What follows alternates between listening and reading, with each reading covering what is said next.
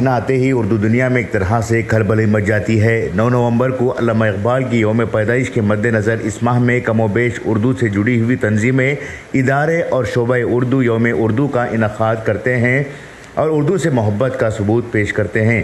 ایک طرف اردو دانوں کا دعویٰ ہے کہ اردو زبان زوال کی جانب گامزن ہے، وہیں جدید ٹیکنالوجی اس دعوے کے برعکس اس بات کو ثابت کرنے کی کوشش میں ہے کہ اردو اب بھی بڑی تعداد میں بولی، لکھی اور پڑھی جاتی ہے۔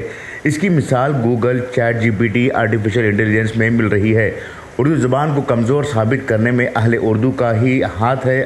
دوسری اقوام آج بھی اردو کو معتبر زبان قرار دیتی ہیں۔ یوم اردو کے موقع پر اردو سے جڑی ہوئی تنظیمیں، ادارے اور شعبے اس مہینے میں اردو ادب کے جلسے، نشستیں اور تقریبات کا انعقاد کرتی ہیں، لیکن ان جلسوں اور تقریبات میں ایک چیز یہ دیکھنے کو ملی ہے کہ یہ محدود طبقے کے لیے ہی منعقد ہوتے رہے ہیں اور نئی نسل کو اردو کی جانب مائل کرنے میں اہل اردو ناکام ہوتے جا رہے ہیں۔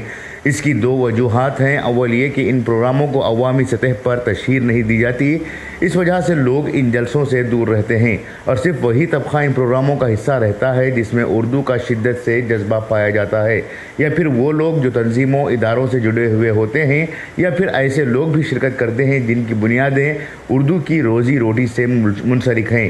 محدود افراد پر مشتمل ان پروگراموں کا انعقاد کرنا ہی یوم اردو مانا جاتا ہے اور ان جلسے کی کامیابی قرار دی جاتی ہے۔ دوسری وجہ یہ ہے کہ جلسوں میں جو مقررین مدعو کیے جاتے ہیں وہ ایک طرح سے موجودہ معاشرے کے افکار کو متاثر نہیں کر پاتے۔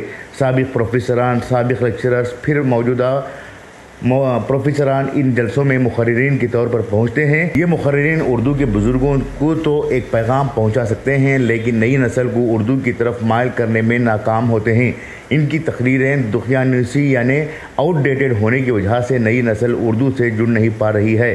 غالب نے یہ کہا، خسرو نے وہ کہا، علامہ اقبال نے عشق پر فلاں شعر کہا، پطرس بخاری نے یہ لکھا، یہ باتیں کالج اور یونیورسٹی کے لیکچر میں اچھی لگتی ہیں، لیکن عام لوگوں اور نئی نسل کو اس سے کوئی واسطہ نہیں ہوتا۔ ہاں، اردو کی تاریخ اور روایات کو عوام کے سامنے پیش کرنا ضروری ہے، لیکن انہی بنیادوں کے ارد گرد گھومنے سے کوئی فائدہ نہیں ہے۔ 21ویں صدی میں اردو زبان کے لیے اگر کوئی تاریخی کارنامہ ہوا ہے تو وہ ریختہ.com نامی ڈیجیٹل پلیٹ فارم کا ہے، جس نے اردو ادب کو نیا رنگ دیا۔ درجنوں یونیورسٹیوں، سینکڑوں اداروں، ہزاروں پروفیسروں اور لاکھوں اردو کے نام کے روزی خوروں نے مل کر بھی وہ کام نہیں کیا جو ریختہ.com کے بانی سنجو صراف ہیں، جو پولی پلیکس کارپوریشن لمیٹڈ کے صدر ہیں۔ ایک کامیاب صنعت کار ہونے کے ساتھ ساتھ وہ اردو زبان اور اس کی شیرینی کے عاشق ہیں۔ اسی طرح سے ریڈیو پر نظامت کرنے والے ناوید، RJ سائمہ، صحافی عارفہ خانم شیروانی جیسے لوگ اردو کی مٹھاس کو بکھیرنے کی جدوجہد کر رہے ہیں۔ اس کے علاوہ کئی موٹیویشنل اسپیکرز اردو کی بنیاد سے نوجوان نسل کو راہ دکھا رہے ہیں۔ ایسے میں اردو تنظیمیں ان لوگوں سے اردو کا کام لینا چاہ رہی ہیں جو زندگی بھر اپنے شعبوں کو بچانے کے لیے کرائے کے طلبہ کو درس دیتے رہے، TADA پر اردو کا کام کرتے رہے، عہدوں اور انعامات کے لیے اردو کا سہارا لیتے رہے۔ اگر واقعی اردو زبان کو بچانا ہے تو اردو تنظیموں کو چاہیے کہ وہ یوم اردو کی تقریبات کو نیا رنگ دیں، نئی فکر پیدا کریں، نئے لوگوں کو متعارف کرائیں، نئے طریقوں اور ٹیکنالوجی کا استعمال کریں۔